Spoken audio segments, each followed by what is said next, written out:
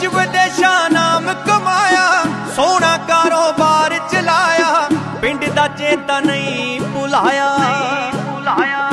हो रखिया कोल पंजाबी नूं, बड़े मान दे नाल कहांगे बोल पंजाबी नूं, बड़े मान दे नाल कहांगे बोल पंजाबी नूं, हो मित्रा बोल पंजाबी नूं। ਸਤਿ ਸ਼੍ਰੀ ਅਕਾਲ ਜੀ, ਤੁਸੀਂ ਵੇਖ ਰਹੇ ਹੋ ਬੋਲ ਪੰਜਾਬੀ ਨੂੰ ਤੇ ਮੈਂ ਹਾਂ ਤੁਹਾਡਾ ਹੋਸਟ ਸੋਨੀ ਢਿੱਲੋਂ।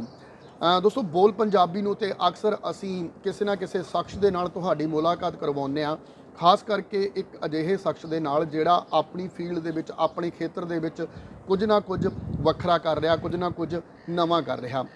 ਅੱਜ ਜਿਸ ਸ਼ਖਸ ਦੇ ਨਾਲ ਤੁਹਾਡੀ ਮੁਲਾਕਾਤ ਕਰਵਾਉਣੀ ਹੈ, ਉਹ ਸ਼ਖਸ ਆਪਣੇ ਆਪ ਦੇ ਲਈ ਤਾਂ ਬਹੁਤ ਕੁਝ ਕਰ ਹੀ ਰਿਹਾ, ਪਰ ਉਸ ਦੇ ਨਾਲ ਸਮਾਜ ਦੇ ਲਈ ਬਹੁਤ ਕੁਝ ਕਰ ਰਿਹਾ।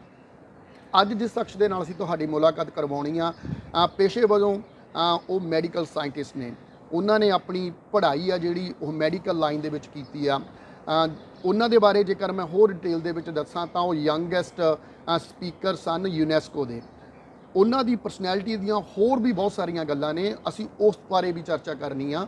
ਅਸੀਂ ਉਹਨਾਂ ਦੇ ਨਾਲ ਕਈ ਸਬਜੈਕਟ ਅਜਿਹੇ ਨੇ ਜਿਨ੍ਹਾਂ ਦੇ ਬਾਰੇ ਅਸੀਂ ਉਹਨਾਂ ਤੋਂ ਜਾਣਨਾ ਕਿ ਉਹ ਕੀ ਸੋਚਦੇ ਨੇ, ਕਿਉਂਕਿ ਨੌਜਵਾਨ ਨੇ, ਨੌਜਵਾਨ ਪੀੜ੍ਹੀ ਦੀ ਉਹ ਨੁਮਾਇੰਦਗੀ ਕਰਦੇ ਨੇ। ਮੈਂ ਤੁਹਾਡੇ ਨਾਲ ਇਸ ਤੋਂ ਪਹਿਲਾਂ ਇੰਟਰੋਡਕਸ਼ਨ ਦੇਵਾਂ ਉਹਨਾਂ ਦੀ। ਨਿਕਿਤਾ ਚੋਪੜਾ ਵੈਸੇ ਕਿਸੇ ਜਾਣ ਪਹਿਚਾਣ ਦੇ ਮੁਹਤਾਜ ਨਹੀਂ। ਮੈਲਬਨ ਦੇ ਜਿੰਨੇ ਦਰਸ਼ਕ ਸਾਨੂੰ ਦੇਖਦੇ ਨੇ ਉਹ ਨਿਕਿਤਾ ਦੇ ਨਾਮ ਦੇ ਨਾਲ ਜਾਣਦੇ ਨੇ ਭਲੀ ਭਾਂਤ ਕਿ ਨਿਕਿਤਾ ਕਿਸ ਤਰੀਕੇ ਦਾ ਕੰਮ ਕਰਦੇ ਨੇ। ਸੋ ਆਓ ਨਿਕਿਤਾ ਨੂੰ ਲੈਂਦੇ ਹਾਂ ਫਰੇਮ ਦੇ ਵਿੱਚ, ਫਿਰ ਗੱਲਾਂ ਬਾਤਾਂ ਦਾ ਸਿਲਸਿਲਾ ਸ਼ੁਰੂ ਕਰਦੇ ਹਾਂ। ਸੋ ਮਿਲਦੇ ਹਾਂ ਨਿਕਿਤਾ ਕੌਰ ਚੋਪੜਾ ਦੇ ਨਾਲ।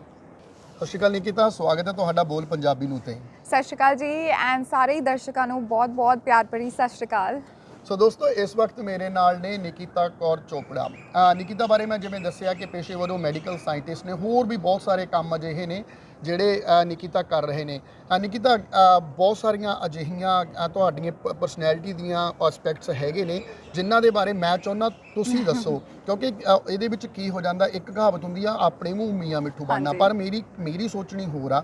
ਮੈਨੂੰ ਇਹ ਲੱਗਦਾ ਹੁੰਦਾ ਜਦੋਂ ਤੁਸੀਂ ਆਪ ਦੀਆਂ ਪ੍ਰਾਪਤੀਆਂ ਨੂੰ ਆਪ ਦੱਸਦੇ ਹੋ, ਆਪ ਤੁਸੀਂ ਰਿਵਾਈਜ਼ ਕਰਦੇ ਹੋ, ਤੁਹਾਨੂੰ ਵੀ ਲੱਗਦਾ ਕਿ ਤੁਸੀਂ ਜ਼ਿੰਦਗੀ 'ਚ ਬਹੁਤ ਕੁਝ ਕਰਕੇ ਆਏ ਹੋ। ਸੋ ਜੇ ਆਪਾਂ ਹੁਣ ਤੁਹਾਡੀ ਪਰਸਨੈਲਿਟੀ ਤੋਂ ਸ਼ੁਰੂ ਕਰ ਦਈਏ, ਬੈਕਗਰਾਊਂਡ ਤੋਂ ਸ਼ੁਰੂ ਕਰ ਦਈਏ, ਸਟੱਡੀ ਬੇਸਿਕਲੀ ਤੁਹਾਡੀ ਕੀ ਹੈ ਜੀ? ਹਾਂਜੀ, ਪਹਿਲਾਂ ਤਾਂ ਨਾ ਮੈਂ ਆਪਦੇ ਆਪ ਨੂੰ ਮੰਨਦੀ ਹਾਂ ਇਹ ਚੀਜ਼ ਦਾ ਕਿ ਮੈਨੂੰ ਇੰਨਾ ਕਮਿਊਨਿਟੀ ਵੱਲੋਂ ਪਿਆਰ ਮਿਲਦਾ, ਬਹੁਤ ਹੀ ਐਪਰੀਸੀਏਸ਼ਨ ਮਿਲਦੀ ਆ ਤੇ ਨਾਲੇ ਐਨਕਰੇਜਮੈਂਟ ਮਿਲਦੀ ਆ। ਸੋ ਜੇ ਮੈਂ ਆਪਦੀ ਪੜ੍ਹਾਈ ਦੀ ਗੱਲ ਕਰਾਂ, ਸੋ ਮੈਂ ਬੈਚਲਰਸ ਆਫ ਬਾਇਓਟੈਕਨੋਲੋਜੀ ਕੀਤੀ ਸੀਗੀ CGC ਲਾਂਡਰਾ ਚੰਡੀਗੜ੍ਹ ਤੋਂ। ਫਿਰ ਮੈਂ ਇੱਥੇ, ਪਰ ਉਦੋਂ ਪਹਿਲਾਂ ਹੀ ਐਕਚੁਅਲੀ ਮੈਂ ਆਪਦਾ ਬਿਜ਼ਨਸ ਸਟਾਰਟ ਕਰ ਚੁੱਕੀ ਸੀ 20 ਸਾਲ ਦੀ ਉਮਰ 'ਚ। 19 ਸਾਲ 'ਚ ਮੈਂ ਯੂਨੈਸਕੋ ਦੀ ਯੰਗੈਸਟ ਸਪੀਕਰ ਸੀ ਚੰਡੀਗੜ੍ਹ ਵੱਲੋਂ, ਐਂਡ ਉਹਦੇ ਬਾਅਦ 'ਚੋਂ ਮੈਂ ਆਪਦਾ ਬਿਜ਼ਨਸ ਸਟਾਰਟ ਕੀਤਾ ਸੀ, ਔਨਲਾਈਨ ਡਾਕਟਰਸ ਨੂੰ ਪੜ੍ਹਾਉਣਾ, ਨਰਸਿਸ ਨੂੰ ਪੜ੍ਹਾਉਣਾ। ਬਹੁਤ ਛੋਟੀ ਜਿਹੀ ਉਮਰ 'ਚ ਮੈਂ ਪੜ੍ਹਾਉਣਾ ਸ਼ੁਰੂ ਕੀਤਾ ਸੀ, ਪਰ ਉਹ ਮੇਰਾ ਪੈਸ਼ਨ ਸੀ ਕਿ ਕਹਿ ਲਈਏ ਕਿ ਹੈ ਨਾ, ਸਿੱਖਣ ਨੂੰ ਬਹੁਤ ਕੁਝ ਮਿਲਦਾ ਸੀਗਾ।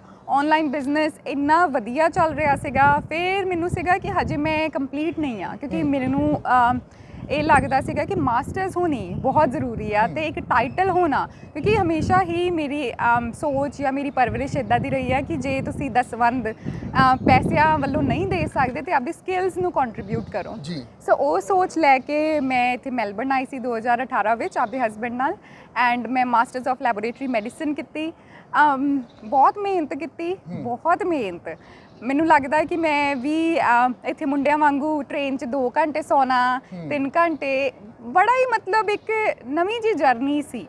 ਪਰ ਇੱਕ ਹੌਸਲਾ ਸੀਗਾ, ਕਿਉਂਕਿ ਜਦੋਂ ਦੂਜਿਆਂ ਨੂੰ ਦੇਖੀਦਾ ਸੀਗਾ ਕਿ ਜਿਹੜੇ ਇੱਥੇ ਆ ਕੇ ਵਸ ਚੁੱਕੇ ਨੇ, ਜਿਨ੍ਹਾਂ ਦੇ ਘਰ ਬਣ ਗਏ ਸੀ, ਜਿਹੜੇ ਬੜੇ ਬੁਲੰਦੀਆਂ 'ਤੇ ਨੇ, ਤੇ ਉਹ ਐਨਕਰੇਜਮੈਂਟ ਮਿਲਦੀ ਸੀ ਕਿ ਉਹ ਕਰ ਸਕਦੇ ਤੇ ਆਪਾਂ ਉਹਨਾਂ ਦੇ ਪਾਥ 'ਤੇ ਰਹੀਏ।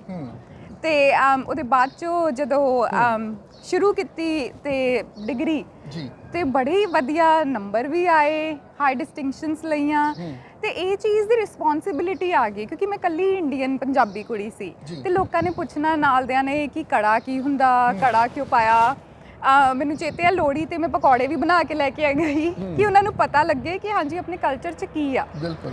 ਸੋ ਉਹਦੇ ਬਾਅਦ 'ਚੋਂ ਜਿੱਦਾਂ ਹੀ ਮੇਰੀ ਪੜ੍ਹਾਈ ਖਤਮ ਹੋਈ, ਮੈਂ ਬੜੀ ਲੱਕੀ ਮੰਨਾਂਗੀ ਆਪਦੇ ਆਪ ਨੂੰ ਕਿ ਮੇਰੀ ਨੈਕਸਟ ਡੇ ਜੌਬ ਲੱਗ ਗਈ ਸੀ ਤੇ ਮੈਂ ਹਜੇ ਆਪਦਾ ਥੀਸਿਸ ਸਬਮਿਟ ਕੀਤਾ ਤੇ ਨੈਕਸਟ ਡੇ ਮੈਨੂੰ ਇੰਟਰਵਿਊ ਹੋਇਆ ਐਂਡ ਮਤਲਬ ਮੈਨੂੰ ਮੇਰੇ ਹੱਥ 'ਚ ਜੌਬ ਸੀ ਜੀ ਫਿਰ ਮੈਂ ਮੁਨਾਸ਼ 'ਚ ਕੰਮ ਕੀਤਾ, ਡੋਰੇ ਵਿੱਚ ਕੰਮ ਕੀਤਾ।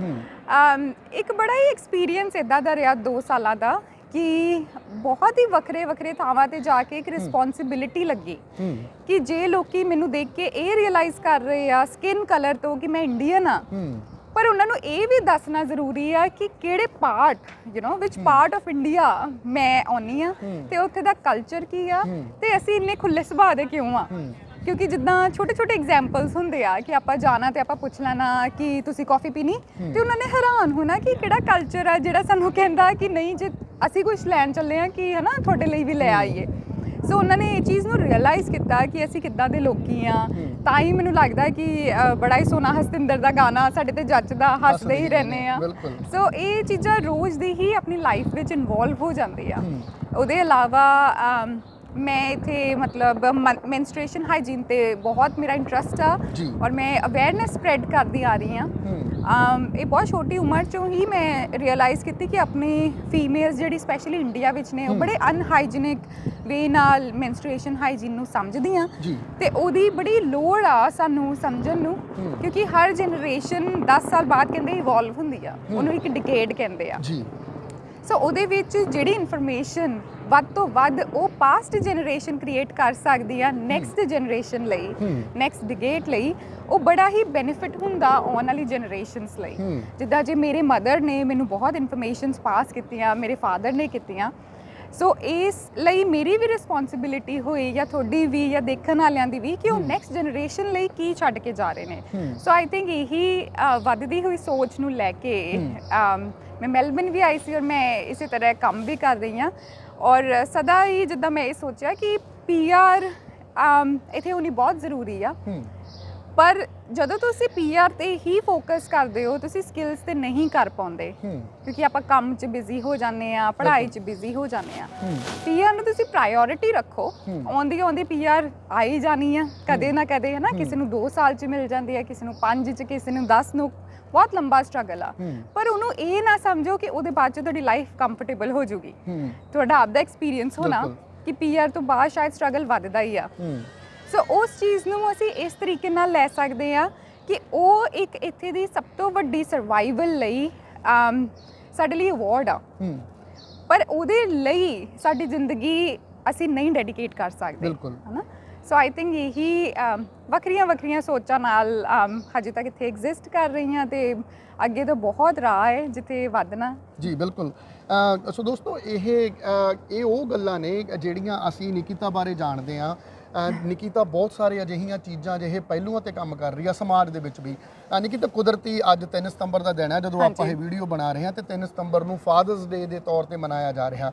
ਹੁਣ ਜਿਵੇਂ ਬਹੁਤ ਸਾਰੇ ਨਵੇਂ ਵਿਦਿਆਰਥੀ ਇੱਥੇ ਆਉਂਦੇ ਨੇ, ਆਪਾਂ ਉਹਨਾਂ ਦੀ ਵੀ ਗੱਲ ਕਰਨੀ ਆ, ਪਰ ਜਦੋਂ ਅੱਜ ਆਪਾਂ ਫਾਦਰ ਡੇ ਦੀ ਸਪੈਸ਼ਲ ਦੀ ਗੱਲ ਕਰ ਲਈਏ ਨਾ, ਤਾਂ ਸਾਡੀ ਭਾਰਤੀ ਸੁਸਾਇਟੀ ਦੇ ਵਿੱਚ ਇੱਕ ਲਾਈਨ ਹਮੇਸ਼ਾ ਕਹੀ ਜਾਂਦੀ ਆ ਕਿ ਮਰਦ ਕੋ ਦਰਦ ਨਹੀਂ ਹੁੰਦਾ। ਇਹ ਇੱਕ ਅਜਿਹੀ ਲਾਈਨ ਆ ਜਿੱਥੇ ਜਿਹੜੀ ਬਚਪਨ ਤੋਂ ਲੈ ਕੇ ਹੀ ਇੱਕ ਬੱਚੇ ਨੂੰ, ਖਾਸ ਕਰਕੇ ਇੱਕ ਲੜਕੇ ਨੂੰ ਗੱਲ ਕਰਦੀ ਹੈ ਤਾਂ ਲੜਕੇ ਨੂੰ ਇਹ ਸਮਝਾਇਆ ਜਾਂਦਾ ਹੈ, ਦੱਸਿਆ ਜਾਂਦਾ ਪੇਰੈਂਟਸ ਵੱਲੋਂ ਕਿ ਮੁੰਡੇ ਰੋਂਦੇ ਨਹੀਂ ਹੁੰਦੇ, ਇਹ ਰੋਣਾ ਜਿਹੜਾ ਹੈਗਾ ਕੁੜੀਆਂ ਦਾ ਕੰਮ ਆ, ਮੁੰਡੇ ਰੋਂਦੇ ਨਹੀਂ ਹੁੰਦੇ। ਪਰ ਜਦੋਂ ਹੁਣ ਅੱਜ ਦੀ ਜਨਰੇਸ਼ਨ ਦੇ ਵਿੱਚ ਜਿਹੜੇ ਮੁੰਡੇ ਇੱਥੇ ਆ ਜਾਂਦੇ ਨੇ, ਇੱਥੇ ਆ ਕੇ ਫਿਰ ਉਹ ਲੀਡ ਕਰਦੇ ਨੇ, ਆਪਣੀਆਂ ਨਵੀਆਂ ਫੈਮਲੀਆਂ ਬਣਾਉਂਦੇ ਨੇ, ਉਹ ਕਿਤੇ ਨਾ ਕਿਤੇ ਡਿਪਰੈਸ਼ਨ ਦੇ ਵੱਲ, ਸਟ੍ਰੈਸ ਦੇ ਵੱਲ ਜਾਂਦੇ ਨੇ। ਮੈਂ ਉਹ ਤੁਹਾਡੇ ਤੋਂ ਜ਼ਰੂਰ ਜਾਣਨਾ ਚਾਹੂੰਗਾ, ਕਿਵੇਂ ਦੇਖਦੇ ਹੋ ਜੀ ਤੁਸੀਂ ਇਸ ਚੀਜ਼ ਨੂੰ, ਕਿਉਂਕਿ ਤੁਸੀਂ ਵੱਖ-ਵੱਖ ਕਮਿਊਨਿਟੀ ਦੇ ਵਿੱਚ ਵਿਚਰਦੇ ਰਹਿੰਦੇ ਹੋ ਤੇ ਜਦੋਂ ਲੜਕੀਆਂ ਦੀ ਗੱਲ ਆ ਜਾਂਦੀ ਆ, ਲੜਕੇ ਇਸ ਸਟ੍ਰੈਸ ਦੇ ਵਿੱਚ ਜਾਂਦੇ ਨੇ, ਤਾਂ ਆਪ ਦੀ ਐਜ਼ ਅ ਯੰਗ ਤੁਸੀਂ ਕਿਵੇਂ ਦੇਖਦੇ ਹੋ ਆਪ ਦੇ ਘਰ ਦੇ ਵਿੱਚ ਆਪਣੇ ਹਸਬੈਂਡ ਨੂੰ, ਜਾਂ ਆਲੇ ਦੁਆਲੇ ਤੁਹਾਡੇ ਜਿਹੜੇ ਦੋਸਤ ਨੇ ਉਹ ਕਿਸ ਤਰ੍ਹਾਂ ਦੀ ਜ਼ਿੰਦਗੀ ਜੀ ਰਹੇ ਨੇ ਆਸਟ੍ਰੇਲੀਆ ਦੇ ਵਿੱਚ? ਬਹੁਤ ਹੀ ਵਧੀਆ ਸਵਾਲ ਆ, ਬਿਕਾਜ਼ ਇਹ ਤੇ ਪਹਿਲੀ ਗੱਲ ਹੀ ਨਹੀਂ ਹੁੰਦੀ ਜੀ। ਜੇ ਗੱਲ ਹੁੰਦੀ ਆ ਤੇ ਇੱਕ ਵਾਰ ਹੋ ਕੇ ਕੰਸਿਸਟੈਂਸੀ ਨਹੀਂ ਬਣਦੀ ਜੀ। ਜਿਹੜੀ ਆਪਾਂ ਇਹਨੂੰ ਸ਼ਾਰਟ ਟਰਮ 'ਚ ਕਹਿ ਲਈਏ ਤੇ ਮੈਨਸ ਮੈਂਟਲ ਹੈਲਥ ਆ। ਹਸਬੈਂਡ ਜਿਹਨੇ, ਜੇ ਆਪਾਂ ਐਗਜ਼ਾਮਪਲ ਨੂੰ ਇਮੇਜਿਨ ਕਰੀਏ ਤੇ ਉਹ ਹਸਬੈਂਡ ਨੂੰ ਸ਼ਾਇਦ ਮੌਕਾ ਹੀ ਨਾ ਮਿਲਿਆ ਹੋਵੇ ਜਾਂ ਉਹਨੂੰ ਉਹਦੀ ਪਰਵਰਿਸ਼ ਇਦਾਂ ਨਹੀਂ ਹੋਈ ਕਿ ਉਹ ਆਪਦਾ ਗਲਾਸ ਚੱਕ ਕੇ ਸਿੰਕ ਵਿੱਚ ਰੱਖ ਦੇਵੇ। ਬਟ ਜੇ ਉਹਦੀ ਮੈਰਿਜ ਤੋਂ ਬਾਅਦ ਇਹੀ ਵਾਈਫ ਸਲੋਲੀ ਉਹਨਾਂ ਨੂੰ ਦੱਸਣ ਕਿ ਆਪਾਂ ਦੋਨੇ ਵਰਕਿੰਗ ਆ, ਆਪਾਂ ਇਦਾਂ ਕਰ ਸਕਦੇ ਆ ਕਿ ਜੇ ਮੈਂ ਕੁੱਕ ਕਰ ਰਹੀ ਆ ਤੁਸੀਂ ਡਿਸ਼ਿਸ ਚਲਾ ਦਿਓ, ਪਰ ਆਪਾਂ ਦੋਨੇ ਹੀ ਇਕੱਠੇ ਕਰਦੇ ਆ ਐਂਡ ਦੋਨੇ ਹੀ ਟਰਾਈ ਕਰਦੇ ਆ। ਹੋ ਸਕਦਾ ਜਿੱਦਾਂ ਮੈਂ ਹੋਸਟਲ 'ਚ ਰਹੀ ਆ, ਸੋ ਮੇਰੇ ਤੇ ਮੇਰੇ ਹਸਬੈਂਡ ਦੀ ਅਸੀਂ ਬੜੀ ਫਨੀ ਸਟੋਰੀਜ਼ ਨੇ ਕਿ ਉਹਨਾਂ ਨੇ ਕਦੇ ਡਿਸ਼ ਗਲਤ ਚਲਾ ਦੇਣਾ, ਕਦੇ ਮੈਂ ਕੁਝ ਕਰ ਦੇਣਾ। ਸੋ ਇਹ ਸਟਰਗਲ ਜਿਹੜਾ ਹੁੰਦਾ ਜਦੋਂ ਇਕੱਠੇ ਵੰਡਿਆ ਜਾਂਦਾ, ਜੇ ਸ਼ਾਇਦ ਉਹਨੂੰ ਆਪਦੀ ਬੈਕਗ੍ਰਾਉਂਡ ਫੈਮਿਲੀ 'ਚ ਨਹੀਂ ਇਹ ਇਮੋਸ਼ਨ ਚੀਜ਼ਾਂ ਸਿਖਾਈਆਂ ਗਈਆਂ, ਸ਼ਾਇਦ ਮੈਂ ਇਸ ਚੀਜ਼ ਨੂੰ ਮੰਨਦੀ ਹਾਂ ਕਿ ਆਫਟਰ ਮੈਰਿਜ ਜਾਂ ਆਫਟਰ ਯੋਰ ਐਨੀ ਰਿਲੇਸ਼ਨਸ਼ਿਪ ਤੁਸੀਂ ਜੇ ਇਹ ਚੀਜ਼ ਨੂੰ ਗ੍ਰੈਬ ਕਰ ਸਕਦੇ ਹੋ ਕਿ ਜੇ ਮੇਰੇ ਪਾਰਟਨਰ ਨੂੰ ਨਹੀਂ ਆਉਂਦੀ ਤੇ ਮੈਂ ਕਿੱਦਾਂ ਹੈਲਪ ਕਰਾਂ, ਕਿੱਦਾਂ ਉਹਨਾਂ ਦੇ ਇਮੋਸ਼ਨਸ ਨੂੰ ਸਮਝਾਂ। ਜੇ ਮੰਨ ਲਈਏ ਕਿ ਆਪਾਂ ਕਮਿਊਨੀਕੇਸ਼ਨ ਨਹੀਂ ਰੱਖ ਰਹੇ, ਸੋ ਮੈਂ ਇਹ ਵਰਡ ਨੂੰ ਕਮਿਊਨੀਕੇਸ਼ਨ ਯੂਜ਼ ਕਰਾਂਗੀ ਕਿਉਂਕਿ ਜੇ ਇਹੀ ਮੁੰਡਾ ਦੱਸ ਦੇਵੇ ਕਿ ਮੈਂ ਕੰਫਰਟੇਬਲ ਨਹੀਂ ਆ ਤੇ ਸ਼ਾਇਦ ਥੋੜੀ ਜਿਹੀ ਪ੍ਰੋਬਲਮ ਆਸਾਨ ਹੋ ਜਾਵੇ, ਕਿਉਂਕਿ ਜਿਹੜਾ ਹਸਬੈਂਡ ਫੋਰ ਐਗਜ਼ਾਮਪਲ ਆਪਾਂ ਗੱਲ ਕਰਦੇ ਆ ਕਿ ਮੀ ਟਾਈਮ ਹੀ ਨਹੀਂ ਮਿਲਦਾ ਹਸਬੈਂਡ ਨੂੰ। ਜੇ ਅਸੀਂ ਕੰਮ ਕਰ ਰਹੇ ਆ, ਜੇ ਤੁਸੀਂ ਮੰਨ ਲਓ ਕਿ ਤੁਸੀਂ ਇੰਟਰਵਿਊ ਲੈਣ ਆਏ ਹੋ, ਪਿੱਛੇ ਤੁਹਾਡੀ ਫੈਮਿਲੀ ਆ, ਸੋ ਤੁਸੀਂ ਫੇਰ ਵੀ ਹਜੇ ਬ੍ਰੈਡ ਵਿਨਰ ਹੋ, ਹਨਾ। ਕਈ ਵਾਰ ਹੁੰਦਾ ਕਿ ਵਾਈਫ ਜ਼ਿਆਦਾ ਮਤਲਬ ਬਿਜ਼ੀ ਹੋ ਜਾਂਦੀ ਹੈ, ਉਹ ਬ੍ਰੈਡ ਵਿਨਰ ਹੋ ਜਾਂਦੀ ਹੈ, ਬਟ ਮੈਕਸਿਮਮ ਆਪਣੀ ਪੰਜਾਬੀ ਫੈਮਿਲੀਜ਼ ਵਿੱਚ ਹਸਬੈਂਡ ਜਿਹੜਾ ਬ੍ਰੈਡ ਵਿਨਰ ਆ। ਸੌਰੀ, ਹਾਂਜੀ, ਤੁਸੀਂ ਇੱਕ ਸ਼ਬਦ ਯੂਜ਼ ਕੀਤਾ ਮੀ ਟਾਈਮ। ਹਾਂਜੀ, ਹੁਣ ਮੇਰਾ ਕੁਐਸਚਨ, ਮੇਰਾ ਨਾ ਦਿਮਾਗ ਉਦੋਂ ਸੂਈ ਅੜਕ ਗਈ ਉੱਥੇ ਮੀ ਟਾਈਮ ਤੇ। ਬੇਸਿਕਲੀ ਕੁਐਸਚਨ ਮੇਰਾ ਇਹ ਹੈ, ਮੀ ਟਾਈਮ ਤੋਂ ਹੁਣ ਦਰਸ਼ਕਾਂ ਦੀ ਜਾਣਕਾਰੀ ਲਈ ਵੀ ਦੱਸਦਾ, ਜਿਹੜਾ ਮੀ ਟਾਈਮ ਹੈਗਾ ਨਾ ਉਹ ਇਹ ਆ ਕਿ ਆਪਣੇ ਆਪ ਦੇ ਲਈ ਟਾਈਮ ਕੱਢਣਾ। ਭਾਵੇਂ ਅਸੀਂ ਆਪਣੀ ਫੈਮਿਲੀ ਦੇ ਵਿੱਚ ਆ, ਬੱਚਿਆਂ ਦੇ ਵਿੱਚ ਆ, ਸਾਡੇ ਨਾਲ ਸਾਡੇ ਮਾਪੇ ਵੀ ਰਹਿ ਰਹੇ ਨੇ, ਪਰ ਅੱਜ ਕੱਲ੍ਹ ਇੱਕ ਖਾਸ ਚੀਜ਼ ਚੱਲੀ ਹੋਈ ਆ, ਜਦੋਂ ਅਸੀਂ ਟਾਇਲਟ ਯੂਜ਼ ਕਰਦੇ ਆ ਮਾਰਨਿੰਗ 'ਚ ਉੱਠ ਕੇ ਅੱਧਾ ਘੰਟਾ ਅਸੀਂ ਲਾ ਦਿੰਦੇ ਆ ਉੱਥੇ ਆਪਦੇ ਬਾਰੇ ਆਪਦੇ ਆਪਣਾ ਗੱਲਾਂ ਕਰਦੇ ਆ। ਉਹ ਮੈਨੂੰ ਲੱਗਦਾ ਸਭ ਤੋਂ ਇੱਕ ਕੰਫਰਟ ਜ਼ੋਨ ਹੁੰਦਾ। ਸਵਾਲ ਨਿੱਕੀਤਾ ਇਹ ਆ ਕਿ ਅੱਜ ਕੱਲ੍ਹ ਹੀ ਕਿਉਂ ਮੀ ਟਾਈਮ ਦੀ ਜ਼ਰੂਰਤ ਪੈ ਲੱਗ ਗਈ? ਹਾਂਜੀ, ਬੜਾ ਹੀ ਵਧੀਆ ਫੇਰ ਸਵਾਲ ਹੈ ਔਰ ਤੁਸੀਂ ਬੜਾ ਐਗਜ਼ਾਮਪਲ ਵਧੀਆ ਦਿੱਤਾ, ਕਿਉਂਕਿ ਮੀ ਟਾਈਮ ਜਿਹੜਾ ਆਪਾਂ ਕਹਿ ਲਈਏ ਕਿ ਇੱਕ ਪ੍ਰੈਜ਼ੈਂਸ ਆਫ ਮਾਈਂਡ ਜਿੱਥੇ ਹੁੰਦਾ, ਕਿਉਂਕਿ ਜੇ ਤੁਸੀਂ ਹੁਣ ਇੰਟਰਵਿਊ ਲੈ ਰਹੇ ਹੋ ਸਕਦਾ ਤੁਹਾਡੇ ਪਿੱਛੇ 100 ਸਵਾਲ ਚੱਲ ਰਹੇ ਨੇ, ਤੁਹਾਡਾ ਦਿਮਾਗ ਇੱਧਰ ਉੱਧਰ ਹੈ ਨਾ, ਮਤਲਬ ਘਰ ਦੇ ਕੰਮ ਗਿਣ ਰਿਹਾ, ਬਿਲਸ ਗਿਣ ਰਿਹਾ। ਸੋ ਉਹ ਜਿਹੜਾ ਮੀ ਟਾਈਮ ਆ ਉਹ ਫੋਕਸ ਟਾਈਮ ਆ।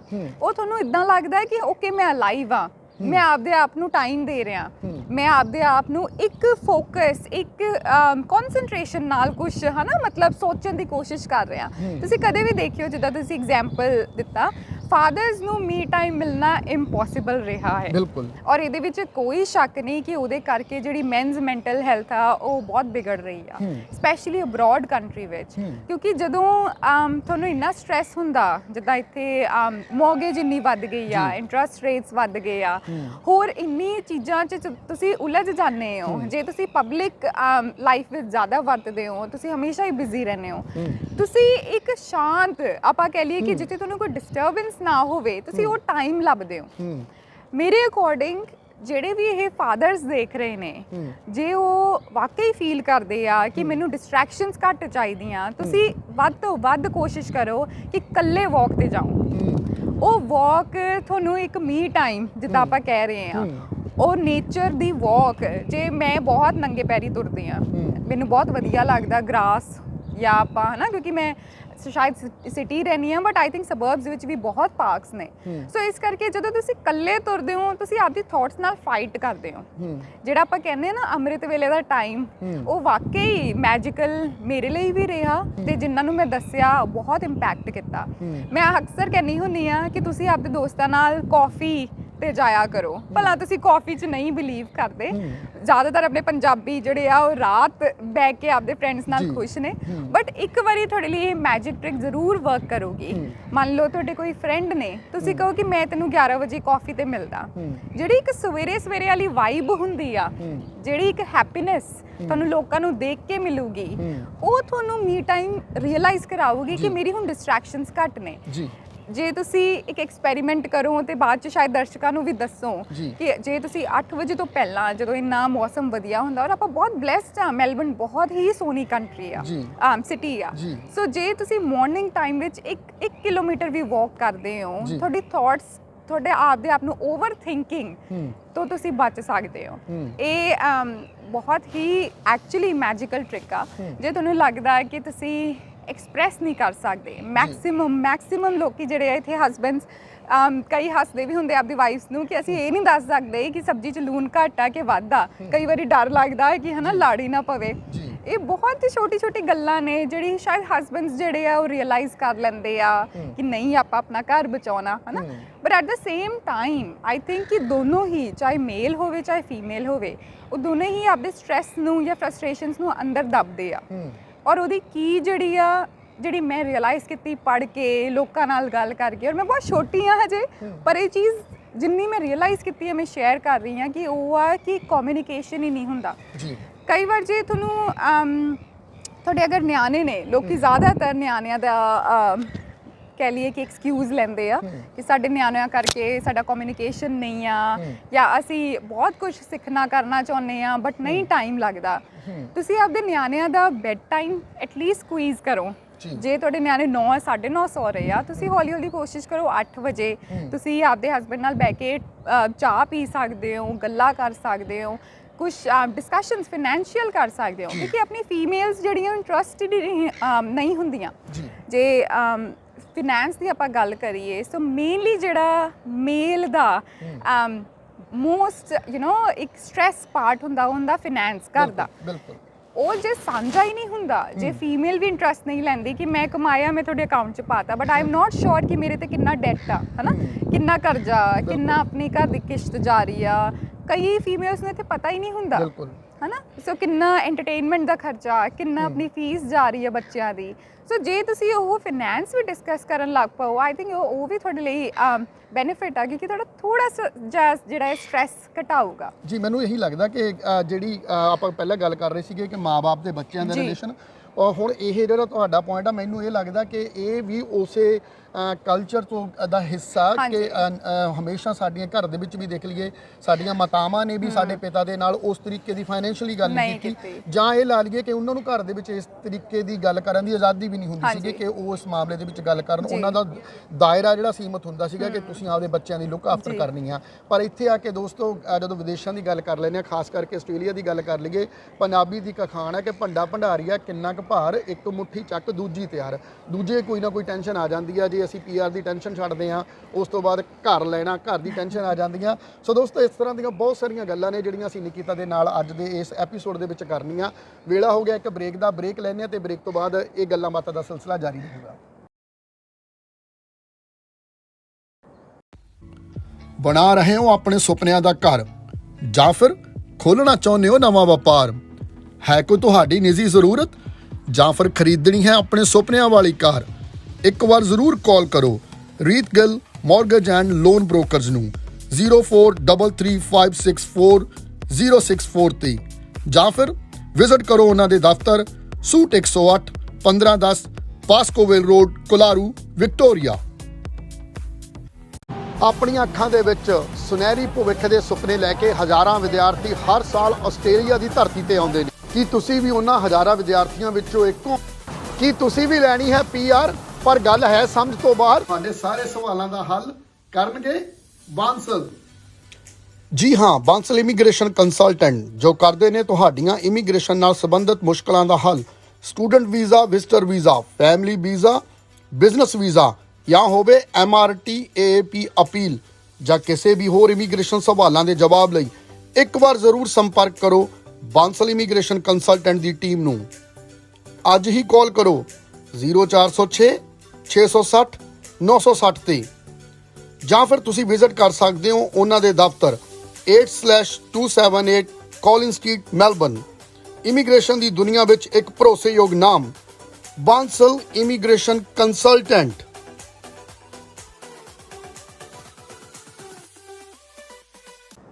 ਸਵਾਗਤ ਹੈ ਜੀ ਤੁਹਾਡਾ ਬ੍ਰੇਕ ਤੋਂ ਬਾਅਦ। ਦੋਸਤੋ ਅੱਜ ਸਾਡੇ ਨਾਲ ਨਿਕਿਤਾ ਕੌਰ ਚੋਪੜਾ ਨੇ ਜਿਨ੍ਹਾਂ ਦੇ ਨਾਲ ਅਸੀਂ ਗੱਲ ਕਰ ਰਹੇ ਹਾਂ ਬਹੁਤ ਸਾਰੇ ਅਜਿਹੇ ਸਬਜੈਕਟ ਦੇ ਉੱਤੇ ਜਿਹੜੇ ਰੋਜ਼ਾਨਾ ਜ਼ਿੰਦਗੀ ਦੇ ਵਿੱਚ ਸਾਨੂੰ ਇਸ ਮੁਲਕਾਂ ਦੇ ਵਿੱਚ ਆ ਕੇ ਪ੍ਰਭਾਵਿਤ ਕਰਦੇ ਨੇ। ਬ੍ਰੇਕ ਤੇ ਜਾਣ ਤੋਂ ਪਹਿਲਾਂ ਅਸੀਂ ਮੈਨਸ ਮੈਂਟਲ ਹੈਲਥ ਬਾਰੇ ਗੱਲ ਕੀਤੀ। ਅਸੀਂ ਘਰ ਦੇ ਵਿੱਚ ਕੀ ਕੁਝ ਹੋ ਵਾਪਰ ਰਿਹਾ ਉਹਦੇ ਬਾਰੇ ਨਿਕਿਤਾ ਦੇ ਨਾਲ ਵਿਚਾਰ ਸਾਂਝੇ ਕਰ ਰਹੇ ਸੀ। ਇੱਕ ਜਾਣਕਾਰੀ ਮੈਂ ਤੁਹਾਡੇ ਨਾਲ ਹੋਰ ਵੀ ਸਾਂਝੀ ਕਰਦਾ ਕਿ ਨਿਕਿਤਾ ਦੇ ਨਾਲ ਅਸੀਂ ਆਉਣ ਵਾਲੇ ਦਿਨਾਂ ਦੇ ਵਿੱਚ ਕੰਟੀਨਿਊਟੀ ਦੇ ਵਿੱਚ ਇੱਕ ਐਪੀਸੋਡ ਰੱਖਿਆ ਕਰਾਂਗੇ। ਉਸ ਐਪੀਸੋਡ ਦਾ ਇੱਕ ਟੌਪਿਕ ਅਸੀਂ ਤੁਹਾਡੀ ਰਾਏ ਦੇ ਅਨੁਸਾਰ ਰੱਖਿਆ ਕਰਾਂਗੇ। ਕਰਾਂਗੇ ਤੇ ਨਿਕਿਤਾ ਦੇ ਵਿਚਾਰ ਜਾਣਾਂਗੇ ਉਸ ਮਾਮਲੇ ਦੇ ਵਿੱਚ, ਕਿਉਂਕਿ ਗੱਲ ਸਰਤਾਜ ਉਹਨਾਂ ਦਾ ਗਾਣਾ ਨਿਕਿਤਾ ਕਿ ਗੱਲ ਕਰਨ ਦੇ ਨਾਲ ਹੀ ਹੱਲ ਨਿਕਲਦਾ ਹੁੰਦਾ ਹੈ ਨਾ। ਸਾਡੀ ਵੱਡੀ ਪ੍ਰੋਬਲਮ ਇਸ ਸੋਸਾਇਟੀ ਦੇ ਵਿੱਚ ਇਹ ਆ ਜਾਂਦੀ ਆ ਕਿ ਅਸੀਂ ਗੱਲ ਨਹੀਂ ਕਰਦੇ, ਜਿੰਨਾ ਚਿਰ ਗੱਲ ਨਹੀਂ ਹੁੰਦੀ ਉਹਨਾਂ ਚਿਰ ਸ਼ਾਇਦ ਉਹਦਾ ਹੱਲ ਨਾ ਹੋਵੇ। ਨਿਕਿਤਾ ਬਹੁਤ ਸ਼ੁਕਰੀਆ ਤੁਹਾਡਾ, ਅੱਜ ਤੁਸੀਂ ਆਪਣਾ ਟਾਈਮ ਦੇ ਰਹੇ ਹੋ ਜੀ। ਜੇਕਰ ਆਪਾਂ ਹੁਣ ਬ੍ਰੇਕ ਤੇ ਵਿੱਚ ਗੱਲ ਵੀ ਕਰ ਰਹੇ ਸੀਗੇ ਆਫ ਦਾ ਕੈਮਰਾ ਕਿ ਕਿਸ ਤਰ੍ਹਾਂ ਜਿਹੜੀਆਂ ਕਈ ਪ੍ਰੋਬਲਮਸ ਨੇ ਉਹ ਅਸੀਂ ਆਪ ਕ੍ਰੀਏਟ ਕੀਤੀਆਂ ਹੋਈਆਂ ਨੇ। ਉਹਨਾਂ ਦੇ ਵਿੱਚ ਇੱਕ ਪ੍ਰੋਬਲਮ ਇਹ ਆ ਜਾਂਦੀ ਆ ਜਦੋਂ ਅਸੀਂ ਪੈਸੇ ਦੀ ਦੌੜ ਦੇ ਵਿੱਚ ਜਾਂ ਦੇਖਾ ਦਿਖਾਈ ਦੀ ਦੌੜ ਦੇ ਵਿੱਚ ਆ ਜਾਂਦੇ ਆ। ਇੱਕ ਵੱਡਾ ਜਿਹੜਾ ਬਰਡਨ, ਜਿਹੜਾ ਵੱਡਾ ਸਟ੍ਰੈਸ ਨਿਊਲੀ ਫੈਮਿਲੀਜ਼ ਜਿਹੜੀਆਂ ਬਣਦੀਆਂ ਨੇ ਉਹਨਾਂ ਤੇ ਸਾਡੀ ਸੁਸਾਇਟੀ ਇਸ ਗੱਲੋਂ ਦੇ ਦਿੰਦੀ ਆ ਕਿ ਤੁਹਾਡਾ ਘਰ ਬਣਨਾ ਚਾਹੀਦਾ। ਜੇਕਰ ਕੋਈ ਨਵਾਂ ਵਿਆਹਿਆ ਕਪਲ ਆ ਉਹ ਆਪਣੀ ਜ਼ਿੰਦਗੀ ਆਪਣੀ ਮਰਜ਼ੀ ਦੇ ਅਨੁਸਾਰ ਜਿਉਣੀ ਚਾਹੁੰਦਾ ਕਿ ਉਹ ਕਿਰਾਏ ਦੇ ਘਰ ਦੇ ਵਿੱਚ ਵੀ ਰਹਿ ਕੇ ਬੀਤ ਕਰ ਸਕਦਾ, ਪਰ ਉਸ ਤੇ ਇਸ ਚੀਜ਼ ਦਾ ਬਰਡਨ ਪਾਇਆ ਜਾਂਦਾ ਕਿ ਤੁਹਾਡਾ ਘਰ ਕਿਉਂ ਨਹੀਂਗਾ, ਜੇ ਤੁਹਾਡਾ ਘਰ ਹੈ ਤੁਹਾਡੀ ਫੈਮਿਲੀ ਕਿੱਥੇ ਆ, ਬੱਚੇ ਕਿੱਥੇ ਨੇ। ਉਹ ਜ਼ਿੰਦਗੀ ਨੂੰ ਇਹਨਾਂ ਚੀਜ਼ਾਂ ਦੇ ਆਲੇ ਦੁਆਲੇ ਹੀ ਰੱਖਿਆ। ਕੀ ਤੁਹਾਡੇ ਨਾਲ ਵੀ ਇਸ ਤਰੀਕੇ ਦੀਆਂ ਗੱਲਾਂ ਹੁੰਦੀਆਂ ਨੇ? ਹਾਂਜੀ, ਔਰ ਬੜਾ ਵਧੀਆ ਤੁਸੀਂ ਹਨਾ ਫੇਰ ਸਵਾਲ ਪੁੱਛਿਆ ਕਿ ਇੱਥੇ ਕਹਿ ਲਈਏ ਜਾਂ ਆਪਾਂ ਹਿਊਮਨ ਨੇਚਰ ਕਹਿ ਲਈਏ ਕਿ ਸਾਨੂੰ ਨਾ ਇੰਨੀ ਆਦਤ ਆ ਸਲਾਹ ਦੇਣ ਦੀ ਕਿ ਅਸੀਂ ਉਹ ਪ੍ਰੈਸ਼ਰ ਕਦੋਂ ਪਾਉਣ ਲੱਗ ਪੈਂਦੇ ਆ ਸਾਨੂੰ ਆਪ ਨੂੰ ਨਹੀਂ ਰਿਅਲਾਈਜ਼ ਹੁੰਦਾ। ਉਹਦੇ ਵਿੱਚ ਮੈਂ ਵੀ ਆਉਂਦੀ ਹਾਂ, ਉਹਦੇ ਵਿੱਚ ਤੁਸੀਂ ਵੀ ਆਉਂਦੇ ਆ ਹਨਾ। ਪਰ ਜਿਹੜਾ ਯੂਜੂਅਲੀ ਮੈਂ ਇੱਥੇ ਵੀ ਨੋਟ ਕੀਤੀ ਔਰ ਜਿਹੜੀ ਚੀਜ਼ ਤੋਂ ਮੈਂ ਬਹੁਤ ਸਟਰਗਲ ਕੀਤਾ ਕਿ ਉਹ ਇੱਕ ਬਾਉਂਡਰੀ ਬਣਾਉਣ ਲਈ, ਜਿੱਦਾਂ PR ਹੁੰਦੇ ਹੀ ਸਭ ਤੋਂ ਪਹਿਲਾ ਸਵਾਲ ਘਰ ਕਦੋਂ ਲੈਣਾ, ਬਿਲਕੁਲ। ਫਿਰ ਜੇ ਤੁਸੀਂ ਮੈਰਿਡ ਹੋ ਨਿਆਣੇ ਕਦੋਂ ਹੋਣੇ, ਉਹਦੇ ਬਾਅਦ ਚੋਂ ਤੁਹਾਡੀ ਬਾਕੀ ਪ੍ਰੋਗਰੈਸ ਆਉਂਦੀ ਹੈ, ਚਾਹੇ ਬਿਜ਼ਨਸ 'ਚ ਪ੍ਰੋਗਰੈਸ ਕਹਿ ਲਈਏ, ਕਮਿਊਨਿਟੀ ਪ੍ਰੋਗਰੈਸ ਕਹਿ ਲਈਏ, ਉਹਨੂੰ ਤੇ ਆਪਾਂ ਕਦੇ ਕਾਊਂਟ ਹੀ ਨਹੀਂ ਕਰਦੇ ਜੀ। ਪਰ ਮੇਰਾ ਹਮੇਸ਼ਾ ਹੀ ਸਵਾਲ ਹੁੰਦਾ ਕਿ ਜੇ ਅਸੀਂ ਕੁਝ XYZ ਸੇਵਿੰਗ ਕਰ ਰਹੇ ਹਾਂ, ਹੋ ਸਕਦਾ ਇੱਕ ਕਪਲ ਦਾ ਆਪਦਾ ਪਲਾਨ ਹੋਵੇ, ਹੋ ਸਕਦਾ ਕਿ ਉਹਨਾਂ ਨੇ ਆਪ ਸੋਚਿਆ ਹੋਵੇ ਕਿ what is the right time to have a baby. So ਇਹਦੇ ਵਿੱਚ ਥਰਡ ਪਰਸਨ ਅਨਲੈਸ ਕਿ ਉਹ ਫੈਮਿਲੀ ਨੇ, ਉਹਨਾਂ ਨੂੰ ਮੈਨੂੰ ਨਹੀਂ ਲੱਗਦਾ ਕਿ ਦੱਸਣਾ ਤੁਹਾਡੇ ਲਈ ਜ਼ਰੂਰੀ ਆ। ਇਸੇ ਕਰਕੇ ਜੇ ਆਪਾਂ ਸੁਸਾਇਟੀ ਨੂੰ ਕਈ ਵਾਰ ਬਲੌਕ ਕਰ ਦਈਏ ਕਈ ਸਵਾਲਾਂ ਤੇ, ਉਹ ਤੁਹਾਡੇ ਲਈ ਬੜਾ ਹੀ ਸਟ੍ਰੈਸ ਬਰਸਟ ਕਰ ਦਿੰਦੇ ਆ, ਕਿਉਂਕਿ ਉਹ ਚੀਜ਼ ਤੁਹਾਨੂੰ ਰੋਕ ਦਿੰਦੀ ਹੈ ਓਵਰ ਥਿੰਕਿੰਗ ਕਰਨ ਨਾਲੋਂ। ਜਿਹੜਾ ਬਹੁਤ ਹੁੰਦਾ ਇੱਕ ਆਪਾਂ ਵਰਤਦੇ ਹੁੰਦੇ ਆ ਕਿ ਲੋਕ ਕਿਆ ਕਹੇਂਗੇ, ਉਹ ਜਦੋਂ ਤੁਸੀਂ ਆਪ ਰਿਅਲਾਈਜ਼ ਕਰ ਲਓ ਕਿ ਤੁਸੀਂ ਕਿਹੜੇ ਲੋਕਾਂ ਨੂੰ ਫਿਲਟਰ ਕਰਨਾ ਕਹਿਣ ਲਈ। ਮੰਨ ਲੀਜੀਏ ਹੈ ਨਾ ਕਿ ਆਪਾਂ ਮੇਰੀ ਫੈਮਿਲੀ ਮੈਨੂੰ ਜੇ ਪੁੱਛਦੀ ਆ ਕਿ ਬੱਚੇ ਤੁਸੀਂ ਘਰ ਕਦੋਂ ਲੈਣਾ, ਅਸੀਂ ਉਹਨਾਂ ਨੂੰ ਜੇ ਦੱਸ ਦਈਏ ਕਿ ਹਜੇ ਨਹੀਂ, ਹਜੇ 2 ਸਾਲ ਤੱਕ ਅਸੀਂ ਉਨਾ ਕੁ ਕਰਨਾ ਚਾਹੁੰਦੇ ਹਾਂ ਜਿਹਦੇ ਵਿੱਚ ਅਸੀਂ ਫਾਈਨੈਂਸ਼ੀਅਲੀ ਇੰਡੀਪੈਂਡੈਂਟ ਹੋਈਏ।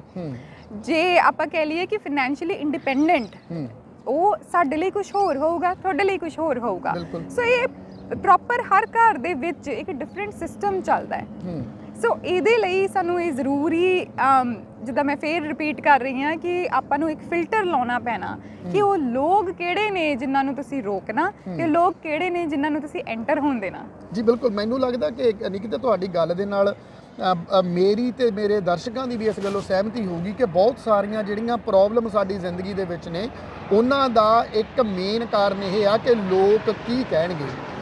ਜਦੋਂ ਲੋਕ ਕੀ ਕਹਿਣਗੇ ਇਹ ਸ਼ਬਦ ਨੂੰ ਅਸੀਂ ਜ਼ਿੰਦਗੀ ਚੋਂ ਹਟਾ ਦਈਏ, ਮੈਨੂੰ ਲੱਗਦਾ ਬਹੁਤ ਸਾਰੀਆਂ ਜਿਹੜੀਆਂ ਮੁਸ਼ਕਲਾਂ ਨੇ, ਜਿਹੜੇ ਬਹੁਤ ਸਾਰੇ ਸਟ੍ਰੈਸ ਅਸੀਂ ਇਸ ਵਰਡ ਤੋਂ ਲੈ ਲੈਂਦੇ ਆ, ਉਹ ਹਟ ਜਾਣਗੇ। ਇਸ ਚੀਜ਼ ਨੂੰ ਘਟਾਇਆ ਕਿਵੇਂ ਜਾ ਸਕਦਾ? ਦੋਸਤੋ, ਸਾਡੇ ਦੇ ਵਿੱਚ ਨਾ ਇੱਕ ਆਦਤ ਜਿਹੜੀ ਉਹ ਘਟ ਗਈ। ਨਹੀਂ ਕਿ ਤਾਂ ਆਦਤ ਕੋਈ ਵੀ ਹੁੰਦੀ ਆ, ਵੈਸੇ ਤਾਂ ਕਹਿੰਦੇ ਹੁੰਦੇ ਨੇ ਆਦਤ ਮਾੜੀ ਹੁੰਦੀ ਆ, ਪਰ ਕਈ ਚੰਗੀਆਂ ਆਦਤਾਂ ਜਿਹੜੀਆਂ ਪਾਉਣੀਆਂ ਵੀ ਚਾਹੀਦੀਆਂ ਨੇ। ਉਹਨਾਂ ਦੇ ਵਿੱਚੋਂ ਦੋਸਤੋ ਇੱਕ ਆਦਤ ਆ ਪੜ੍ਹਨ ਦੀ। ਅਸੀਂ ਪੜ੍ਹਾਈ ਤੋਂ ਦੂਰ ਹੋ ਗਏ। ਨਹੀਂ ਕਿ ਤਾਂ ਗੱਲ ਕਰ ਲਈਏ ਨਾ, ਜੇਕਰ ਅਸੀਂ ਪੰਜਾਬੀ ਦੀ ਗੱਲ ਕਰ ਲਈਏ, ਪੰਜਾਬੀ ਨੂੰ ਵੀ ਜੇ ਮੈਂ ਹੋਰ ਡਿਫਾਈਨ ਕਰਦਾ, ਸਿੱਖੀਜ਼ਮ ਦੀ ਗੱਲ ਕਰ ਲਈਏ, ਸਿੱਖੀਜ਼ਮ ਤਾਂ ਸਾਡਾ ਹੈ ਹੀ ਸ਼ਬਦ ਗੁਰੂ ਤੇ ਟੇਕਿਆ ਹੋਇਆ। ਸਾਨੂੰ ਗੁਰੂਆਂ ਨੇ ਸ਼ਬਦ ਗੁਰੂ ਦੇ ਲੜ ਲਾਇਆ। ਪਰ ਹੁਣ ਜਦੋਂ ਅਸੀਂ ਉਸ ਤੋਂ ਪਰੇ ਹੋ ਜਾਂਦੇ ਆ, ਅਸੀਂ ਕਿਤਾਬਾਂ ਨਹੀਂ ਪੜ੍ਹ ਰਹੇ। ਜਿੰਨਾ ਜਦੋਂ ਅਸੀਂ ਚੰਗੀਆਂ ਕਿਤਾਬਾਂ ਨਹੀਂ ਪੜ੍ਹਦੇ, ਹੁਣ ਤਾਂ ਟੈਕਨੋਲੋਜੀ ਇੰਨੀ ਵੱਧ ਗਈ ਆ, ਤੁਸੀਂ ਕਿਤਾਬਾਂ ਨੂੰ ਸੁਣ ਸਕਦੇ ਹੋ। ਕਿਤਾਬਾਂ ਕਿੰਨੀਆਂ ਕੁ ਜ਼ਰੂਰੀ ਨੇ? ਨਿਕਿਤਾ, ਜੇਕਰ ਮੈਂ ਤੁਹਾਡੇ ਤੋਂ ਪੁੱਛਾਂ ਕਿੰਨੀਆਂ ਕੁ ਜ਼ਰੂਰੀ ਨੇ ਸਾਡੀ ਜ਼ਿੰਦਗੀ ਦੇ ਵਿੱਚ, ਕਿ ਕੀ ਇਹ ਸਿਰਫ ਜਿਵੇਂ ਕਹਿ ਦਿੰਦੇ ਨੇ ਯਾਰ ਇਹ ਤਾਂ ਪੜ੍ਹਿਆਂ ਲਿਖਿਆਂ ਦੀ ਗੱਲ ਆ ਵੀ ਕਿਤਾਬ ਪੜ੍ਹਿਆ ਕਰੋ, ਤੁਸੀਂ ਐਗਜ਼ਾਮਪਲ ਦੇ ਦਿੰਦੇ ਆਪਾਂ ਨੂੰ ਕਿਸੇ ਨੂੰ, ਯਾਰ ਕੀ ਤੂੰ ਮੇਰਾ ਦਾਗਿਸਤਾਨ ਪੜ੍ਹੀ ਆ ਜਾਂ ਅੰਗਰੇਜ਼ੀ ਦੇ ਵਿੱਚ ਰਿਚ ਐਂਡ ਪੂਅਰ ਡੈਡ ਪੜ੍ਹੀ ਆ, ਅਜਿਹੀਆਂ ਕਿਤਾਬਾਂ ਦੀ ਅਸੀਂ ਉਦਾਹਰਨ ਦੇ ਦਿੰਦੇ ਆ। ਪਰ ਕੀ ਅਸਲ ਦੇ ਵਿੱਚ ਕਿਤਾਬਾਂ ਪੜ੍ਹਨਾ ਸਾਡੀ ਜ਼ਿੰਦਗੀ ਦੇ ਵਿੱਚ ਕੰਮ ਵੀ ਆਉਂਦਾ?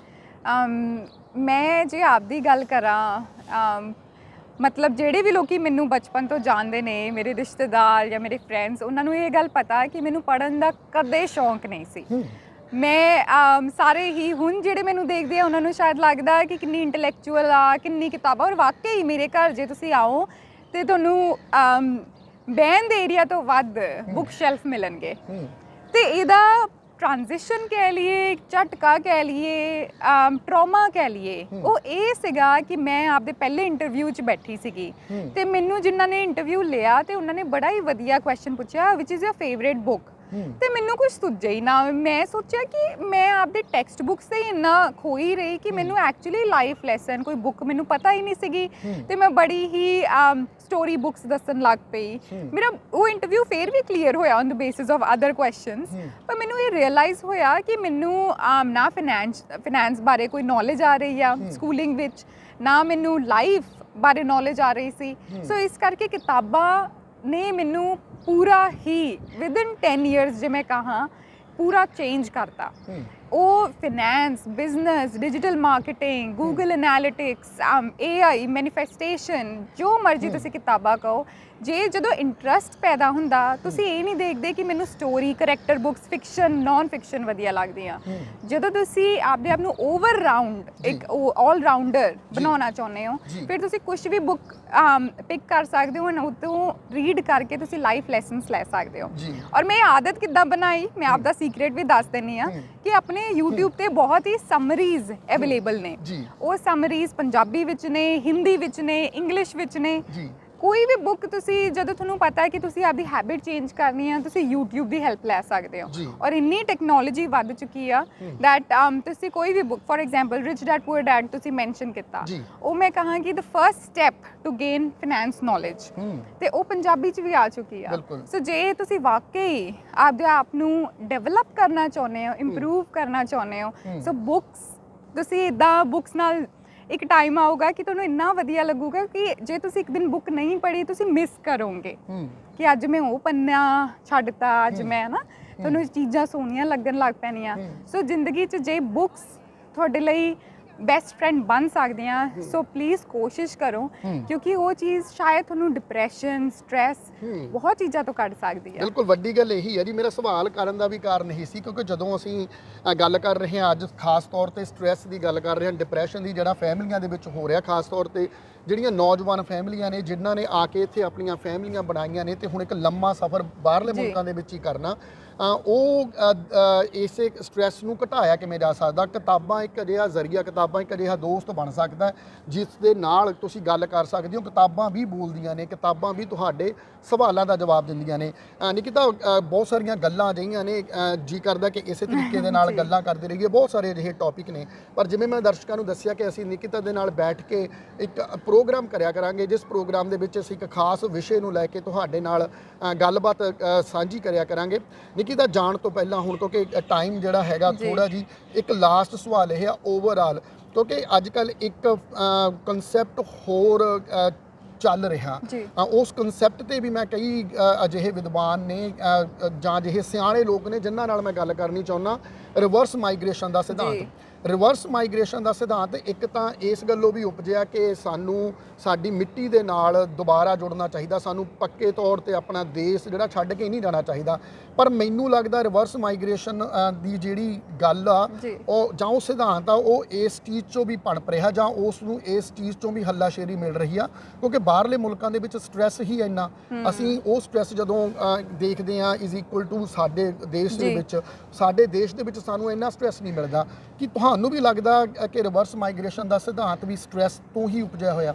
ਬਿਲਕੁਲ ਬਿਲਕੁਲ। ਔਰ ਰਿਵਰਸ ਮਾਈਗ੍ਰੇਸ਼ਨ ਸ਼ਾਇਦ ਮੇਰਾ ਫੇਵਰੇਟ ਹੀ ਟੌਪਿਕ ਆ, ਬਿਕਾਜ਼ ਬਹੁਤ ਘੱਟ ਲੋਕੀ ਆਪਣੇ ਇੱਥੇ ਸਪੈਸ਼ਲੀ ਆਸਟ੍ਰੇਲੀਆ ਵਿੱਚ ਗੱਲ ਨਹੀਂ ਕਰਦੇ। ਹਾਂ, ਔਰ ਇਸ ਕਰਕੇ ਨਹੀਂ ਕਰਦੇ ਕਿਉਂਕਿ ਉਹ ਸਵਾਲ ਤੋਂ ਬਚਣਾ ਚਾਹੁੰਦੇ ਆ।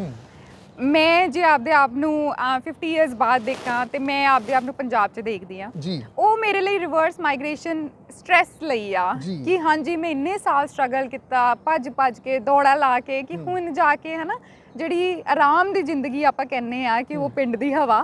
ਸੋ ਉਹ ਜ਼ਰੂਰ ਕਦੇ ਨਾ ਕਦੇ ਖਿਆਲ ਆਉਂਦਾ ਕਿ ਸ਼ਾਇਦ ਛੱਡੀਏ, ਚੱਲੀਏ, ਹੈ ਨਾ, ਮੁੜ ਜਾਈਏ। ਸੋ ਤੁਸੀਂ ਸਹੀ ਕਹਿ ਰਹੇ ਹੋ ਕਿ ਮੇਰੇ ਲਈ ਵੀ ਉਹ ਚੀਜ਼ ਇਸ ਕਰਕੇ ਆਉਂਦੀ ਆ ਕਿ ਉਹ ਜਿਹੜੀ ਆਜ਼ਾਦੀ ਆਪਾਂ ਆਪਣੇ ਪਿੰਡ ਦੀ ਲਾਈਫ ਜਾਂ ਆਪਣੇ ਜਿੱਥੋਂ ਆਪਾਂ ਬਿਲੋਂਗ ਕਰਦੇ ਆ ਉੱਥੇ ਕੰਫਰਟੇਬਲੀ ਆਉਂਦੀ ਆ, ਉਹ ਇੱਥੇ ਨਹੀਂ ਆਉਂਦੀ।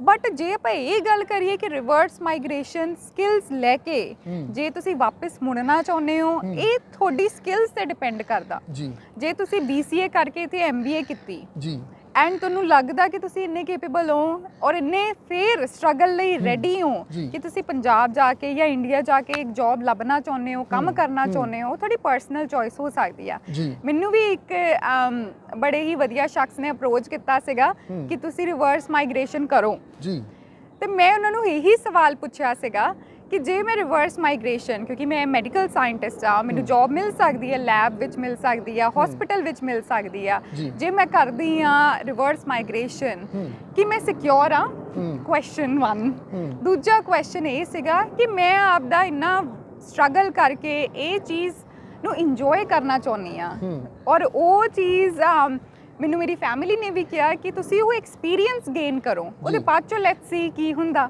ਸੋ ਇਸ ਕਰਕੇ ਡਿਫਰੈਂਟ ਐਸਪੈਕਟ ਨੇ ਡਿਫਰੈਂਟ ਆਨਸਰਸ ਨੇ ਹਰ ਕਿਸੇ ਕੋਲ ਸੋ ਆਈ ਥਿੰਕ ਇਹ ਆਪਦੀ ਭਾਵਨਾਵਾਂ ਤੇ ਡਿਪੈਂਡ ਕਰਦਾ ਹਜੇ ਮੈਨੂੰ ਪਤਾ ਕਿ ਇੱਥੇ ਮੇਰੇ ਲਈ ਸਿੱਖਣ ਨੂੰ ਬਹੁਤ ਕੁਝ ਆ ਤੇ ਹਜੇ I am not ready to reverse migrate ਜਦੋਂ ਕਦੇ ਲੱਗਾ ਤੇ ਸ਼ਾਇਦ ਸੋਚ ਸਕਦੇ ਆ ਪਰ ਹਜੇ ਮੈਨੂੰ ਉਹਦਾ ਆਨਸਰ ਨਹੀਂ ਮਿਲਿਆ ਬਿਲਕੁਲ ਜੀ ਜੇਕਰ ਤੁਹਾਡੇ ਕੋਲ ਵੀ ਅਜਿਹੇ ਸਵਾਲ ਨੇ ਜਿਨ੍ਹਾਂ ਦੇ ਆਨਸਰ ਤੁਹਾਨੂੰ ਨਹੀਂ ਮਿਲੇ ਜਿਨ੍ਹਾਂ ਦੇ ਜਵਾਬ ਤੁਸੀਂ ਲੱਭਣੇ ਨੇ ਤਾਂ ਤੁਸੀਂ ਸਾਨੂੰ ਆਪਣੇ ਉਹਨਾਂ ਸਵਾਲਾਂ ਨੂੰ ਸਾਡੇ ਤੱਕ ਪਹੁੰਚਾ ਸਕਦੇ ਹੋ ਜਾਂ ਤੁਸੀਂ ਕਿਸੇ ਵੀ ਵਿਸ਼ੇ ਨੂੰ ਜਿਸ ਬਾਰੇ ਤੁਸੀਂ ਗੱਲ ਕਰਨਾ ਚਾਹੁੰਦੇ ਹੋ ਜਿਸ ਬਾਰੇ ਤੁਸੀਂ ਹੋਰ ਜਾਣਕਾਰੀ ਇਕੱਠੀ ਕਰਨਾ ਚਾਹੁੰਦੇ ਹੋ ਤੁਸੀਂ ਕਮੈਂਟਸ ਦੇ ਵਿੱਚ ਉਹਨਾਂ ਵਿਸ਼ਿਆਂ ਨੂੰ ਦੱਸ ਸਕਦੇ ਹੋ ਸਾਨੇ ਫੋਨ ਨੰਬਰ ਤੇ ਤੁਸੀਂ ਸਾਨੂੰ ਸੰਪਰਕ ਕਰ ਸਕਦੇ ਹੋ ਤੇ ਅਸੀਂ ਨਿਕਿਤਾ ਦੇ ਨਾਲ ਇਸੇ ਤਰੀਕੇ ਦੇ ਨਾਲ ਅਲੱਗ-ਅਲੱਗ ਸਬਜੈਕਟ ਦੇ ਉੱਪਰ ਲੈ ਕੇ ਤੁਹਾਡੇ ਰੂਬਰੂ ਹੋਇਆ ਕਰਾਂਗੇ ਅੱਜ ਦੇ ਲਈ ਨਿਕਿਤਾ ਤੁਹਾਡਾ ਬਹੁਤ-ਬਹੁਤ ਸ਼ੁਕਰੀਆ ਦੋਸਤੋ ਤੁਹਾਨੂੰ ਵੀ ਜੇਕਰ ਅੱਜ ਦਾ ਇਹ ਐਪੀਸੋਡ ਚੰਗਾ ਲੱਗਿਆ ਤਾਂ ਤੁਸੀਂ ਜ਼ਰੂਰ ਲਾਈਕ ਕਮੈਂਟ ਤੇ ਸ਼ੇਅਰ ਕਰ ਦਿਓ ਕਿਉਂਕਿ ਵੱਧ ਤੋਂ ਵੱਧ ਲੋਕਾਂ ਤੱਕ ਇਹ ਜਿਹੜੇ ਟੌਪਿਕ ਨੇ ਇਹਨਾਂ ਦੀ ਜਾਣਕਾਰੀ ਪਹੁੰਚੇ ਤਾਂ